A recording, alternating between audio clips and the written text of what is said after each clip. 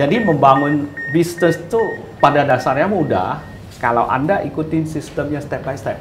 Nah, usaha itu mulai dari semangat dia. Hari ini saya mau lakukan apa? Belajar itu nggak harus hanya kuliah atau sekolah formal aja.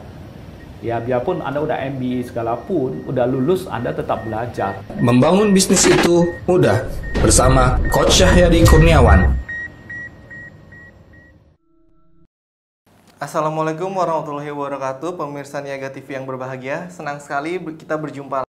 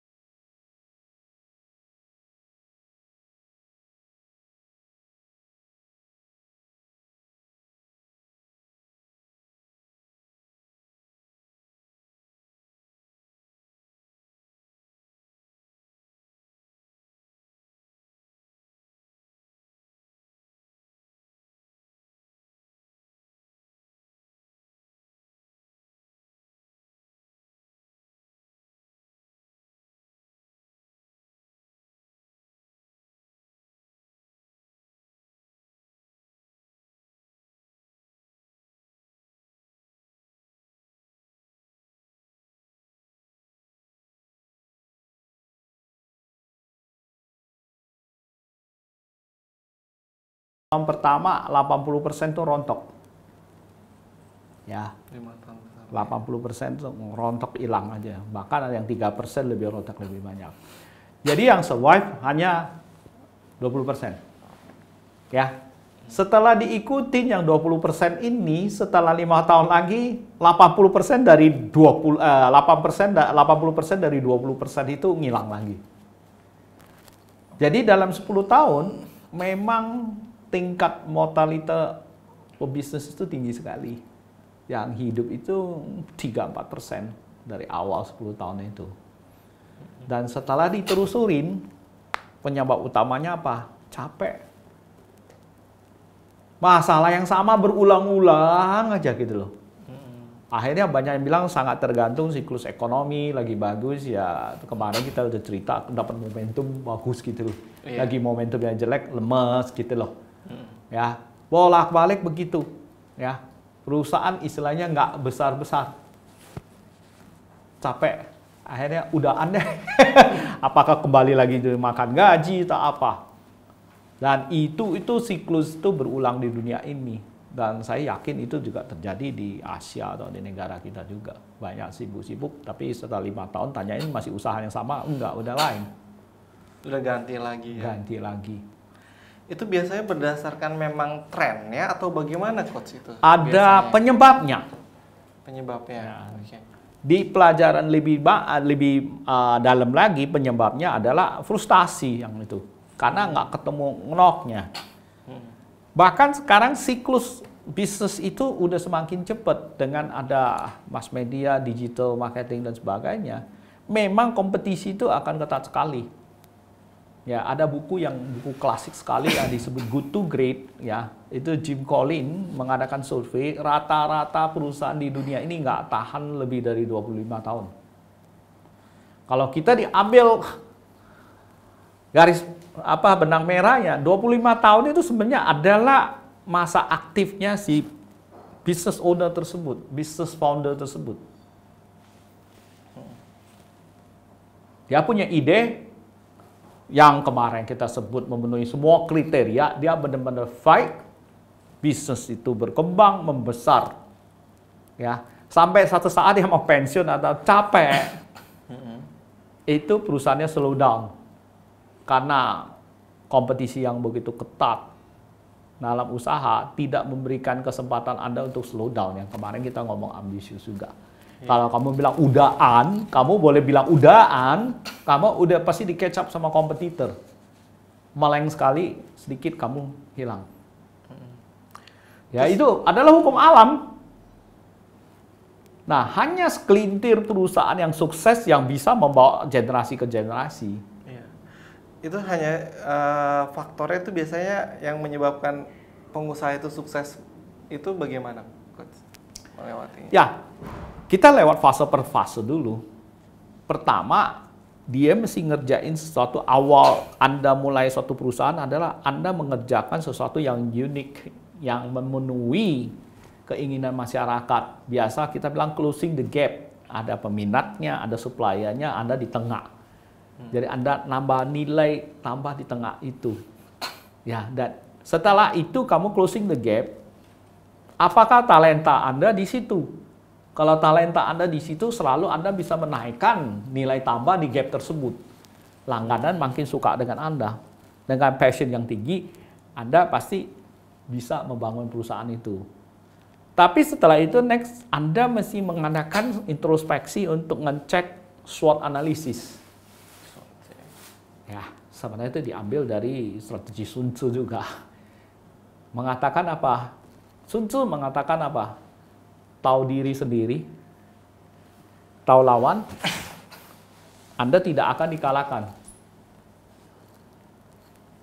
Tahu medan pertempuran, tahu cuaca, 100 kali perang, 100 kali Anda menang. Ya. Sama Boston Consultant namain SWOT analysis. Strength, Anda mesti analisa kekuatan Anda di mana. Ya. Anda hanya kerja di tempat yang di mana Anda kuat. Banyak juga kesalahan strategi terjadi adalah dia kuat di tempat ini, saking gedenya dia mulai merambat kemana-mana.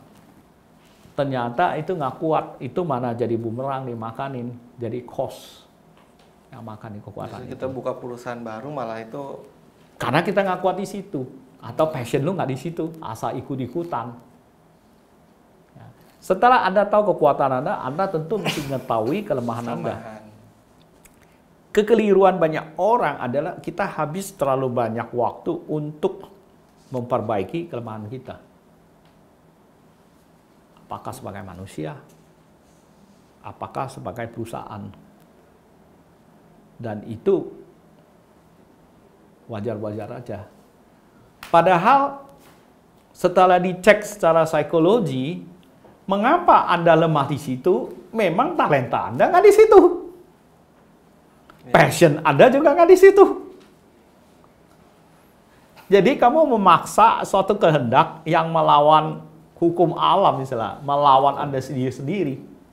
Sesuatu yang kamu tidak suka, tidak punya talenta, kamu mati-matian habis waktu ngerjakan itu. Terkadang gini, Coach, maaf saya potong sebentar. Ketika kita sudah mengetahui kelemahan kita, tapi kita tuh penasaran, Coach. Kadang ngelihat orang lain lebih berhasil dengan itu, jadi kita mencoba mengalahkan diri sendiri lah ya. Ya, konsep terbaru adalah Anda paling penting sadar kelemahan Anda. Setelah itu carilah partner, ya, adalah carilah orang lain yang bagus di bidang tersebut. Lakukan istilahnya kerjasama. Jadi daripada kamu habisin waktu begitu banyaknya untuk memperbaiki kelemahan Anda, ya mendingan kamu ajak partner yang punya kekuatan di bidang tersebut untuk mengerjakannya. Kamu tetap fokus di kekuatan Anda. Ini suatu konsep yang cukup baru loh. Bagi pengusaha kecil, banyak pengusaha kecil mereka banyak takutnya, Pak. Pengusaha kecil itu takut banget gitu loh. Takut ketahuan kompetitor, takut dimakan, takut ini, takut pajak, semua takut dah. Ya, kalau di fase awalnya. Nah, itu adalah mindset. Anda mesti terbuka. Kalau Anda tahu kalau kekuatan kamu di situ, fokus di kekuatan itu. Kelemahannya cari orang yang bisa bantu Anda di kelemahan itu. Itu mulai terjadi apa yang disebut sinergi. Oke, jadi gitu ya, Coach. Kita harus tahu kekuatan, tahu kelemahan kita, dan kita harus berani explore ya, Coach. Ya, setelah Anda tahu kekuatan Anda, pertanyaan next adalah kesempatan apa yang bisa muncul dengan kekuatan saya tersebut loh. Opportunity muncul. Ya. Bagaimana kalau misalnya kita sudah tapi orang lain tuh tidak mengetahui apa yang kita punya, Coach. Itu bagaimana, Coach? Misalnya. Maksudnya? Jadi misalnya kita punya kekuatan di sini, tapi orang lain tuh menganggap Anda tidak bisa kompeten. Jadi kita tidak bisa bekerja sama. Itu perlu penjajakan. Partner itu nggak begitu sembarangan kamu bisa tarik dari jalan. Iya. Kamu kalau kuat, pasti Anda di pasaran itu pasti Anda kuat di situ. Misalkan Anda bikin satu produk kuat sekali ya, orang lain nggak bisa bersaing dengan Anda. Kamu kuat apa? Kualitas bagus, harga, cost juga bagus, kuat banget gitu loh. Dia bikin itu pasti kalah. Nah itu namanya kuat. Atau kamu punya kekuatan apa di service gitu loh. Orang nggak bisa niru. Jadi dari SWOT itu strength, weakness, opportunity, threat. Kamu ada weakness, Anda tahu kemungkinan saya dapat ancaman dari kelemahan saya itu. Dari situlah tadi kita cari partner untuk menahannya. Ya orang sukses tuh banyak partnernya kok. Jarang sekali yang dia itu yang jadi hebat sekali, semua ngikut dia. Sendiri ya. Nah, khususnya di zaman sekarang ini gitu. Saling menguatkan ya. Saling menguatkan gitu. Yang terakhir tadi apa? Trend sih. Threat, Threat. ancaman. Yes. Oke. Setelah itu, Coach, setelah kita mengetahui SWOT kita, strength, weakness, opportunity, dan ancaman kita, selanjutnya bagaimana, Coach? Ya tentu bisnis apapun yang Anda lakukan itu ada keunikannya. Apakah kamu memiliki ilmu pengetahuan itu mendetail terhadap apa yang kamu kerjain? Knowledge ya, Coach. Knowledge. Kembali lagi knowledge. Jadi knowledge itu juga dibagi. Business knowledge yang lebih kurang generik. Ya, yang di buku saya itu, yang dibicara itu adalah generik. Semua itu sama. Tapi begitu masuk ke bisnis beneran, selain business knowledge yang generik, itu ada trade secret. Ya, yang Anda harus pelajari. Jadi selain kita harus mengetahui bisnis kita sendiri, harus lebih detail ya, Coach. Lebih benar, kira bidang kamu yang kamu kerjain. Misalkan kamu bisnis kecap. Anda pasti punya resep-resep khusus buat kecap tersebut. Betul. Ya, di mana kecap itu orang lain mau tiru nggak gampang. Itu trade secret. Oke, Coach, kalau misalnya gini, Coach. Kreativitas itu penting nggak sih, Coach? Kalau di dalam bisnis knowledge kita itu sebenarnya kita untuk membuat bisnis kita berkesinambungan itu kreativitas tuh mengikuti zaman atau gimana itu seberapa penting, Coach? Ada dua istilah ya. Ada yang bilang kreativitas, ada yang bilang inovasi. Kreativitas tuh benar-benar menciptakan sesuatu yang baru. Ya, itu para saintis, artis segala macam loh. Di bisnis mereka lebih menarik yang belakangannya kita bilang inovasi. Inovasi ya. Inovasi ada A tambah B atau 1 tambah 1 bukan 2, 1 tambah 1 bisa 5.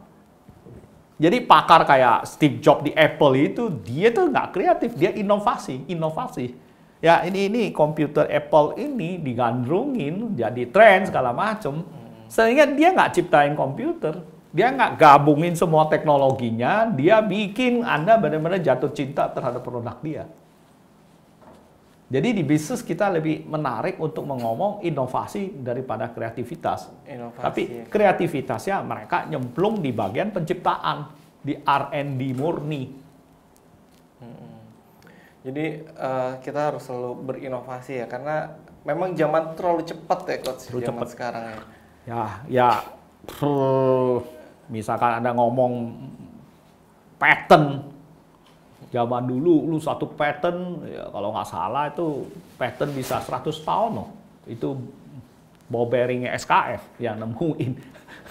Sekarang patent, saya nggak tahu, mungkin 5 tahun bubar, 3 tahun, 5 tahun bubar. Ya, jadi memperhatikan patent itu nggak gampang, dan begitu Anda mau patentnya, kompetitor Anda udah ikut.